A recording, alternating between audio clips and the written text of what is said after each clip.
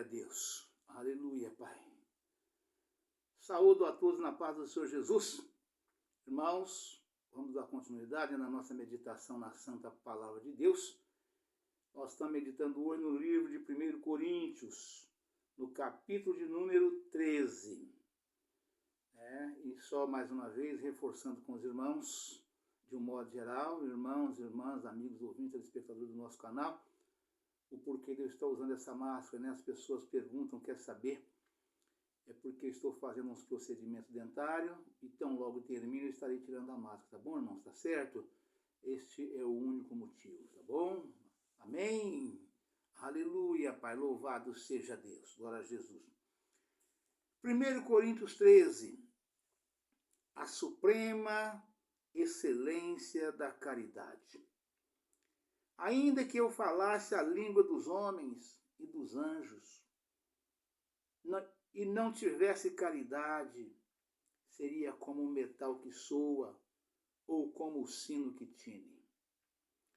Ainda que tivesse o dom de profecia, e conhecesse todos os mistérios, e toda a ciência, e ainda que tivesse toda a fé, de maneira tal que transportasse os montes, e não tivesse caridade, nada seria.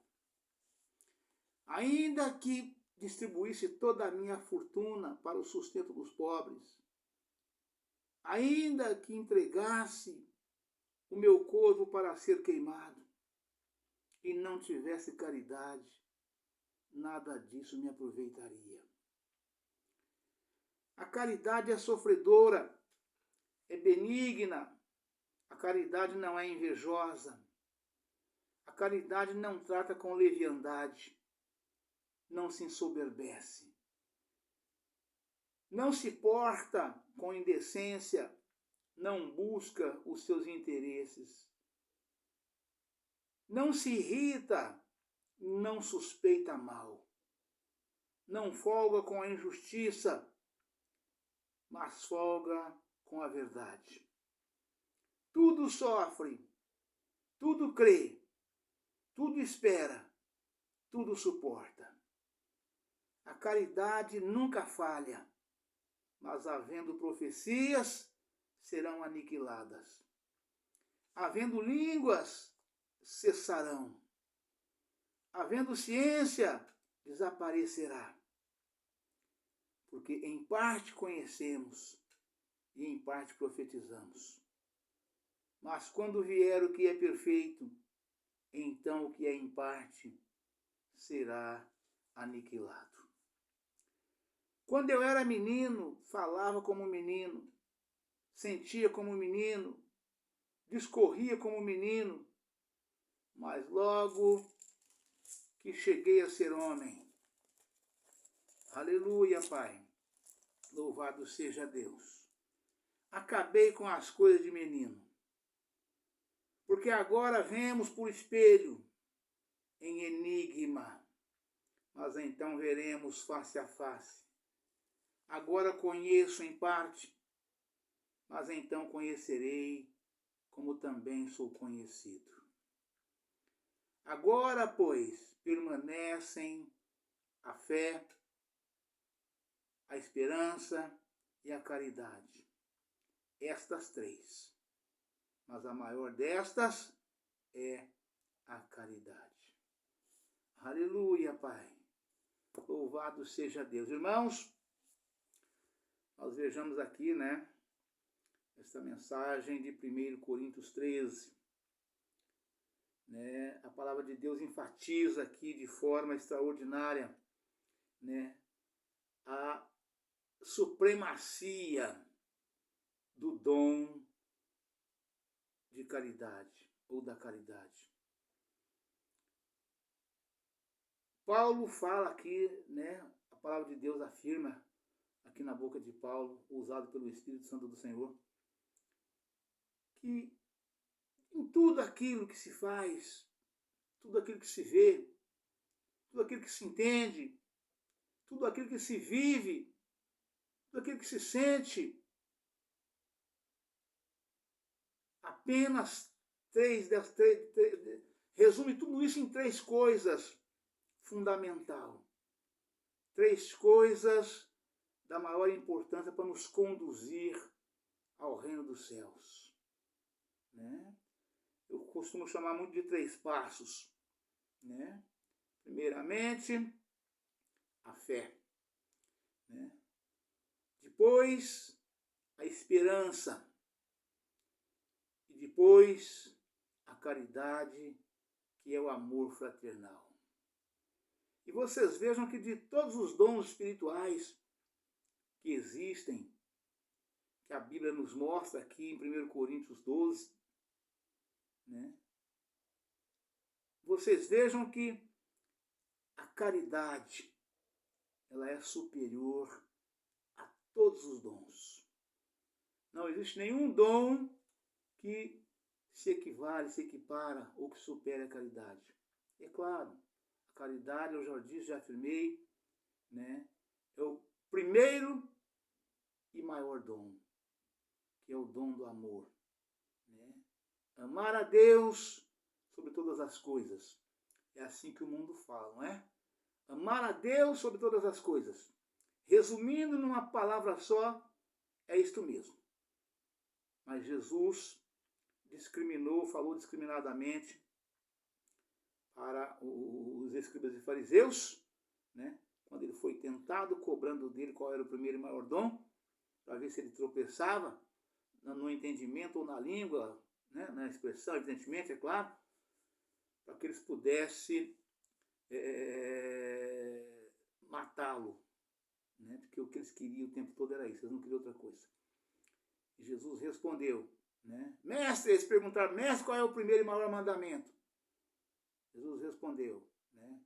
Amar a Deus de todo o teu coração, de toda a tua alma, de todo o teu entendimento e de todas as tuas forças. Ou seja, de coração, alma e espírito. Né? E amar com força. Né? Amar com força. O que você pega assim, agarra, tarraca e segura, assim como Jacó fez com o anjo, né?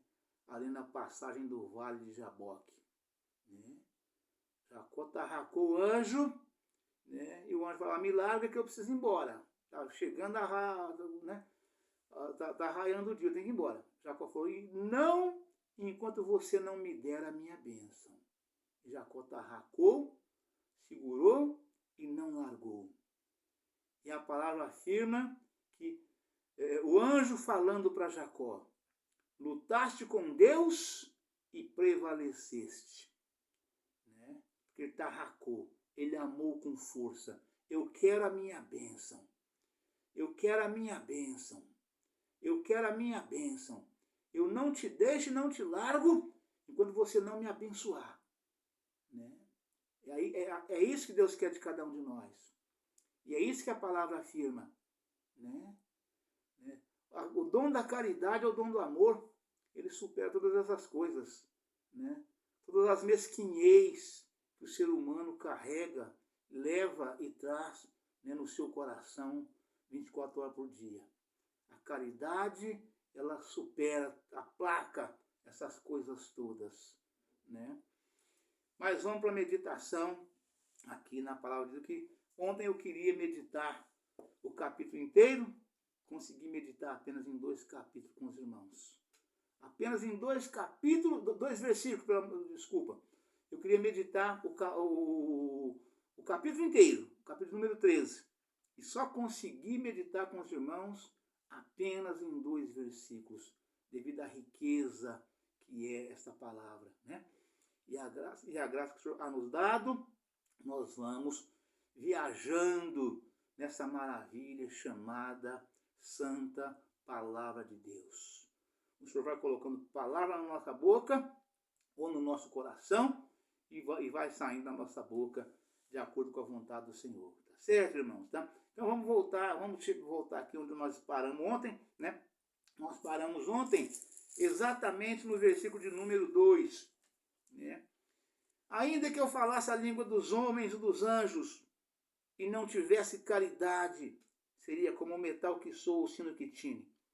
e ainda que tivesse o dom de profecia, e conhecesse todos os mistérios, e toda a ciência, e ainda que tivesse toda a fé, de maneira tal que transportasse os montes, e não tivesse caridade, nada seria. Né? E ficou faltando, foi apenas 2 versículos, ainda ficou faltando, né? Ainda trazer aos irmãos mais referências referente ao dom da caridade. Né? Paulo fala aqui, né? Ainda que eu tivesse toda a fé, né? Que transportasse os montes, foi Jesus quem disse isso, em relação a essa fé gigante que o homem precisa buscar para conseguir. Né? Lá atrás, ainda ontem, falando com os irmãos em relação ao endemoniado gadareno, né? aquele endemoniado lá que foi encontrar com o Senhor, o pai foi encontrar com ele, pedindo, meu filho, ora cai na água, ora cai no fogo, eu trouxe para os seus não puderam libertá-lo. Né?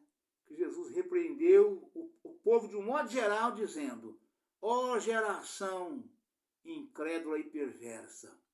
São Mateus 17, 17. Até quando vos sofrereis, estando eu convosco? Trazei-mo aqui. E Jesus, o pai trouxe o filho endemoniado, Jesus repreendeu ele na hora, e o demônio saiu, e aquele jovem começou a segui-lo. Chegando em casa, os meninos, os discípulos perguntaram, mestre, por que não podemos nós expulsá-lo? Jesus disse, por causa da vossa pequena fé. Senhor, de maneira nenhuma, ele humilhou os apóstolos. Né? Ele apenas diz, por causa da vossa pequena fé. Né? Esta casta de demônios não sai com coisa alguma, a não ser com oração e jejum. Né? Então, a pequena fé que o Senhor diz, né? E em seguida ele falou, se vós tiverdes fé do tamanho de um grão de mostarda, dirás para essa montanha, para esse monte, salta daqui e precipita-te no mar. Isso há de acontecer. E vocês vejam que a nossa fé é tão pequena, irmãos, que ela Jesus comparou, se nós tivermos a fé do tamanho de um grão de mostarda, que é a menor de todas as sementes de hortaliças, é a semente de mostarda. Se nós tivermos a fé do tamanho de um grão de mostarda, nós diremos para este monte, salta-te daqui e precipita-te no mar. Isto há de acontecer. Só que Paulo, falando aqui na mensagem de 1 Coríntios 13, né, ele fala, né, se tivesse toda a fé, né, nada disso me adiantaria se eu não tivesse a caridade. Quer dizer, o amor fraternal. Onde que está o seu amor pelo próximo? Como é que você fala que ama o próximo, mas você vira as costas, você dá de ombro, né? E bate e vai-te embora, né? Você não tem coragem de ajudar o seu irmão, não tem coragem de socorrer o seu irmão nas suas necessidades, né? Onde está o seu amor? Onde está a sua caridade? Né? E Paulo segue falando em relação ao dom da caridade. Ainda que tivesse o dom de profecia e conhecesse todos os mistérios, e toda a ciência, e ainda que tivesse toda a fé, de maneira tal que transportasse os montes, e não tivesse a caridade, nada seria. Ainda que distribuísse toda a minha fortuna para o sustento dos pobres, e ainda que entregasse o meu corpo para ser queimado e não tivesse caridade, nada disso me aproveitaria. E é conhecido, irmãos, que Paulo fala dessa maneira, ainda que eu distribuísse toda a minha fortuna para os pobres. Porque Paulo, ele era um israelita da tribo de Benjamim, de família rica. Paulo era formado, Paulo tinha curso superior. E Paulo Por isso que ele teve esse conhecimento todo, essa facilidade, porque o Senhor deu graça para ele. Foi vontade do Senhor que fosse assim, porque precisa ser uma pessoa capacitada, pessoa que tem conhecimento, porque sem conhecimento o homem não vai a lugar nenhum.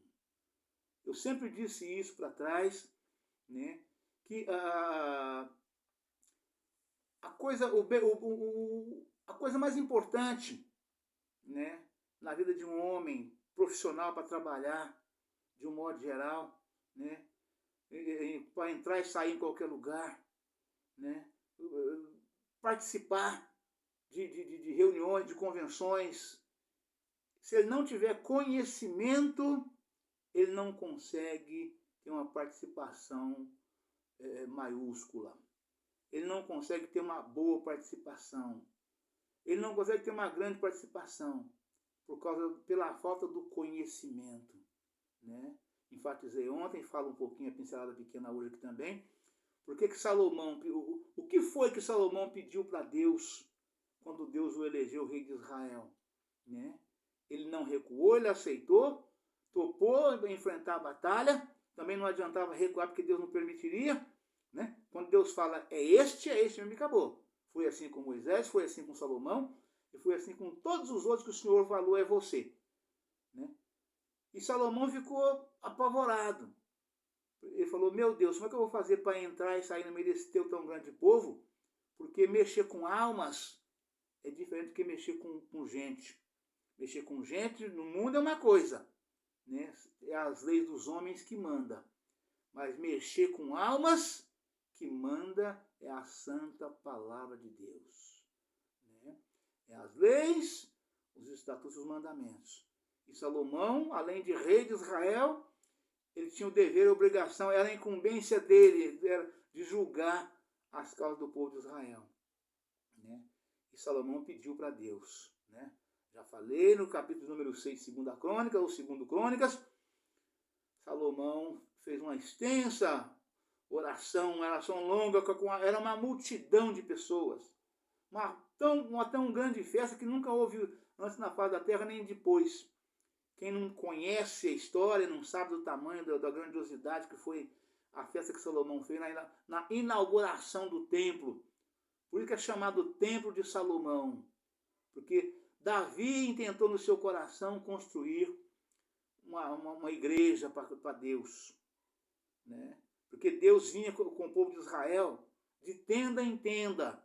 Não tinha uma igreja construída. Não tinha um templo, aquela casa bonita igual o homem sonha e quer fazer para ser a casa de Deus. Porque o homem que ama a Deus de verdade, ele quer construir, ele quer dar o melhor para Deus.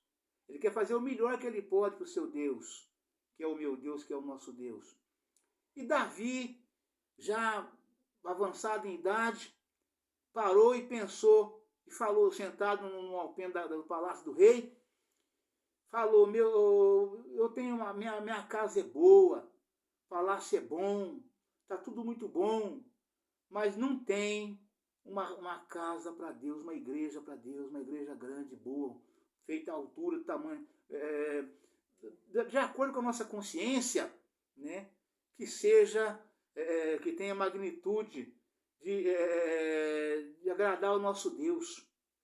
Davi parou ali, sentado, analisando, e viu isso. E intentou no seu coração em construir uma igreja, porque não tinha ainda.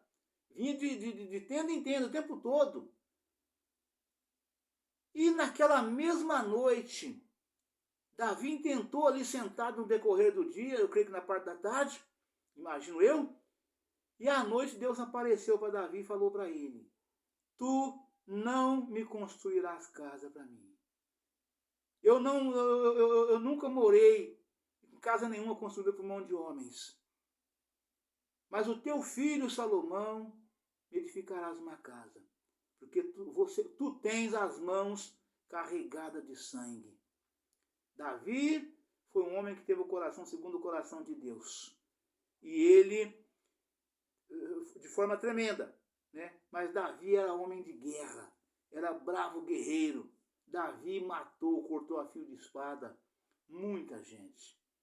E para construir a casa de Deus, tinha que ser um homem que tivesse as mãos purificadas, que não tivesse sangue nas mãos, em hipótese alguma. Então Deus falou, tu não edificarás casa para mim. O teu filho, que eu colocarei em teu nome, em teu lugar, ele me edificará as casas. E mais adiante Deus levantou Salomão, com Davi ainda vivo, foi passado o reino para Salomão, e Davi passou as determinações direitinho, como é que era para Salomão fazer essa casa. Né? Deus só não permitiu que ele construísse, mas ele pegou todo o projeto ali como se fosse uma planta e passou para Davi, para passar para Salomão. Né? E Salomão, quando terminou aquela casa, uma obra muito grande, ele pediu ajuda para muita gente para construir, porque o projeto era muito grandioso.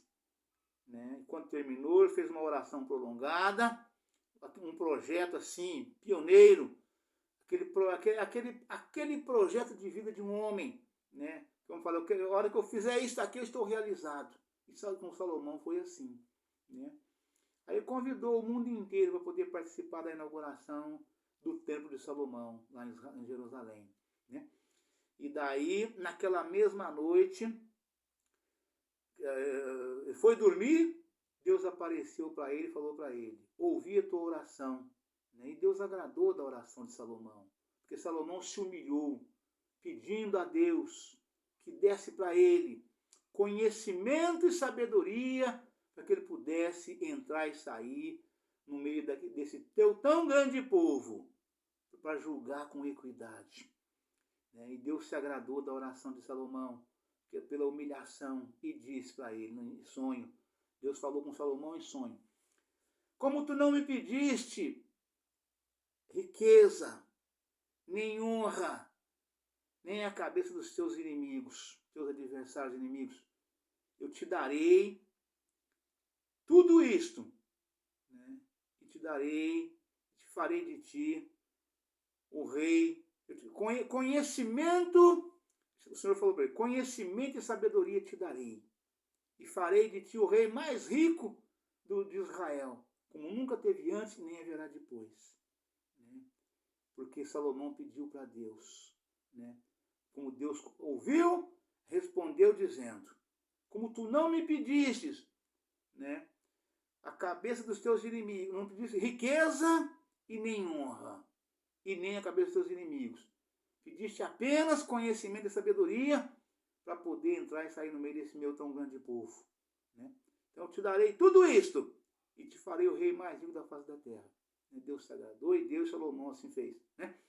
Então, de modo que então, quem quiser ver depois a sequência, aí a partir do capítulo 7 de Crônicas, aí tudo aquilo que Deus falou lá, que está na boca de todo mundo, que as pessoas falam de cor, né? 2 Crônicas 7,14, né?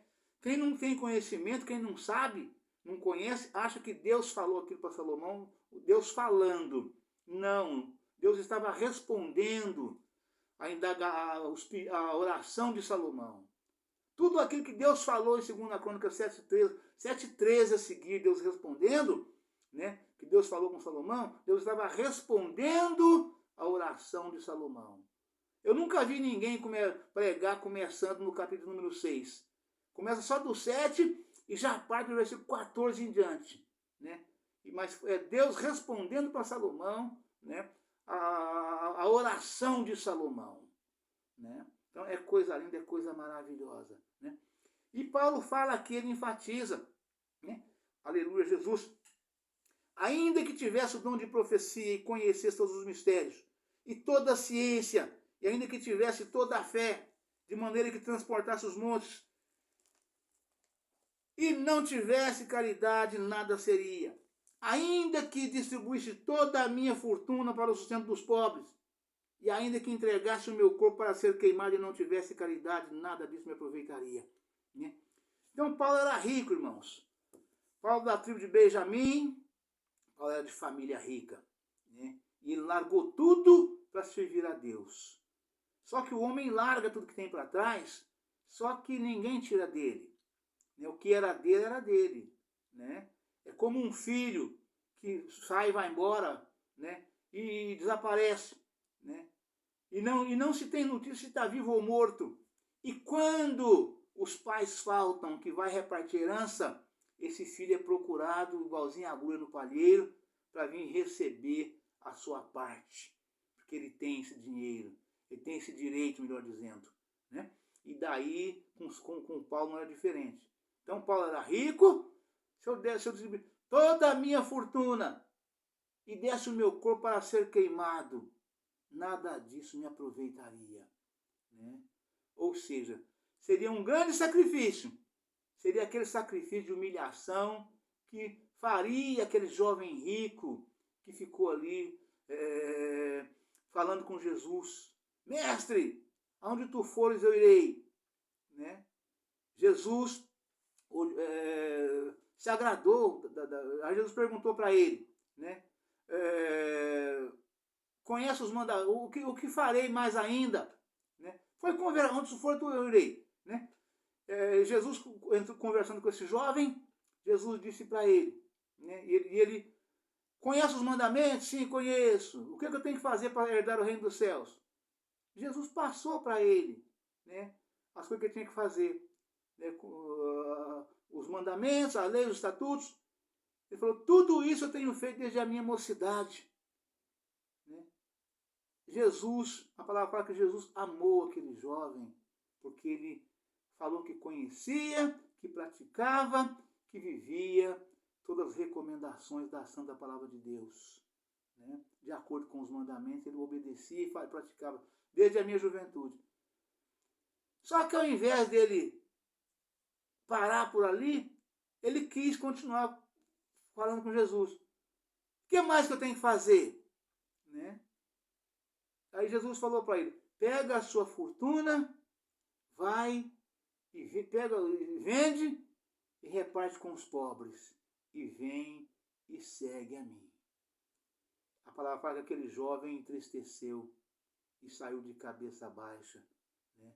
Porque ele era muito rico, ele ia ficar pobre, né? E Paulo fala disso aqui, né? Paulo fala disso aqui. Ainda que eu desse toda a minha fortuna, repartisse a minha fortuna com os pobres, ainda que eu desse o meu corpo para ser queimado, nada disso me aproveitaria se eu não tivesse a caridade. Então vocês vejam que o quanto vale, né, o amor fraternal, o verdadeiro amor, aquele amor puro, o amor incondicional, aquele amor que perdoa, aquele amor que abraça, aquele amor que afaga, né? É desse amor que o Senhor está falando, aquele amor que trata, aquele amor que acolhe, que recebe, né? É desse amor, né? É disso que Paulo está falando aqui em relação ao dom da caridade. Né? Agora só permanecem essas três. Né? Depois que ele explanou todas as coisas que o homem vive na terra, de acordo com a santa palavra de Deus, recebendo os dons mais excelentes, né? O amor, a caridade supera todas as coisas. Não existe nada que para na frente da caridade. Quando ela chega, os outros arredam e dão lugar para ela. Né? Tudo aqui está demonstrado através dessa palavra. Né? Mas Paulo continua falando. A caridade é sofredora. A caridade é benigna. A caridade não é invejosa. A caridade não trata com leviandade. Não se ensoberbece. Não se porta com indecência. Não busca os seus interesses. Não irrita. Não suspeita mal. Não folga com a injustiça, mas folga com a verdade. Então vocês vejam a quantidade de problemas que o ser humano pratica diariamente. Né? A quantidade, o volume da falsidade, eu diria. Né? Juntando tudo num bojo só, né? O número da quantidade das falsidades que o homem pratica diariamente e bate no peito e fala: eu sou crente. eu sou um crente salvo, eu vou morar no céu com Jesus, né? Eu sou santo. Será que é mesmo? Será que você é santo mesmo, irmão? Será que você é santa mesmo, minha irmã? Hã? Você tem analisado no seu dia a dia, se você tem praticado alguma dessas coisas que Paulo menciona aqui, que a palavra de Deus menciona, né? Porque se você pratica alguma dessas coisas, você não é nada do que você está pensando. Você nem é crente coisa nenhuma, né? Nem crente você é. Você é um evangélico. Você é uma evangélica, porque você gosta da palavra de Deus. Mas você não pratica, né? Aqui está falando, ó, né? A caridade é sofredora. Por que a caridade é sofredora?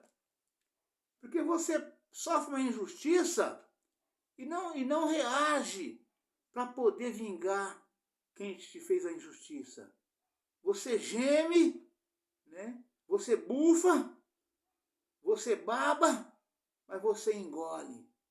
Você coloca nas mãos de Deus, da forma que Deus determinou que nós fizéssemos, né? Não vingueis de vós mesmos. Eu sou a vingança. Eu dou a recompensa. Você está agindo assim, minha irmã? Você está agindo assim, meu irmão?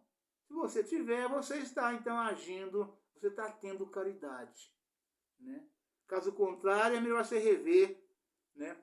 Melhor você rever os seus conceitos, né? Porque você não está agindo em conformidade com esta palavra, né? E a palavra continua dizendo: a caridade é sofredora, é benigna. A caridade não é invejosa. A caridade não trata com leviandade, né? Se você deseja mal para o seu irmão, você deseja mal para o teu próximo, você não está agindo com caridade, né? Se você deseja o mal, você não está sendo benigno, né?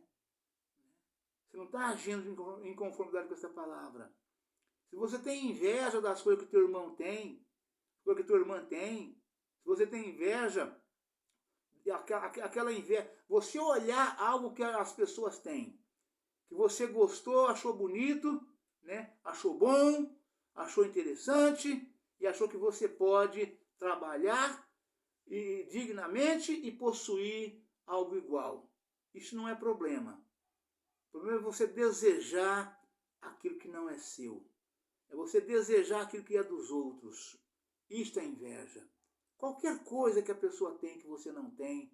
Fala, puxa vida, eu queria ter isso aí. Isso aí podia ser meu. Por que isso não é meu? Né? É disso que a palavra está falando. Né? Se você age dessa forma, se você pensa assim, você então não está agindo em conformidade com essa palavra. Né? E a palavra continua falando. Né? Não se trata com leviandade. Né? O que é tratar com leviandade, irmãos? Principalmente você acusar alguém de alguma coisa que a pessoa não fez. Você levantar um falso testemunho. Você fazer fofoca. Né? Você passar para frente, passar adiante uma informação que você recebeu, sem conferir se aquilo é verdade ou mentira. Você passa para frente. Ou você vai e agride as pessoas, sem conferir, sem saber porquê. Né? Isso é tratar, é agir com leviandade. É ser leviano, é ser leviana. É disso que a palavra está falando. Se você age assim, você precisa rever os seus conceitos. Você não está agindo em conformidade com esta palavra. Vai, checa, é igualzinho passar, cruzar uma linha de trem de ferro, onde ela tem passagem de nível. Pare, olhe e escute, para depois avançar. Se você agir dessa forma, se você parar, se você olhar, se você escutar, né, você analisar, para depois avançar, você está agindo em conformidade com a palavra. Caso contrário, você está completamente fora. Você não está agindo de acordo com essa palavra. Né? E a palavra continua falando. Não se ensoberbece. Né? O que é ensoberbecer? Nós somos todos iguais. Não tem ninguém melhor que ninguém. Uns estudou mais, outros menos. Uns têm casa melhor, outros tem casa pior. Outros têm uma casa ruim, mas outro nem casa tem. Outros têm e vai para o emprego, formação, né? E você chega a um certo ponto da sua vida, você acumula, uns não tem diploma nenhum, você acumula 1, 2, 3, 4, 5, meia dúzia de diplomas e bate no peito, em qualquer lugar que você se apresenta, você sente melhor do que todo mundo, né? Isso é ser soberbo. É disso que a palavra está falando. Se você agir dessa forma, você não está agindo em conformidade com a palavra. Isso é ser soberbo. É bater no peito e dizer eu sou, eu posso, eu tenho, eu vou, né? É disso que a palavra está falando. Então você não tem no seu coração nada de caridade. Então você não tem como prevalecer nesta palavra, de acordo com essa palavra, porque você tem todas essas coisas que você pratica, né, contrariamente da santa palavra de Deus. Então eu recomendo, se você age assim, reveja os seus conceitos, enquanto ainda é tempo. Porque a oportunidade passa. Faça isso hoje, porque amanhã pode ser tarde demais. Amém, irmãos? Deus abençoe a todos, um forte abraço. Ficam todos na paz do Senhor Jesus. Amanhã estaremos de volta com um novo vídeo e uma nova mensagem. Em nome do Senhor Jesus. Amém? Aleluia, Pai. Louvado seja Deus. Glória a Jesus.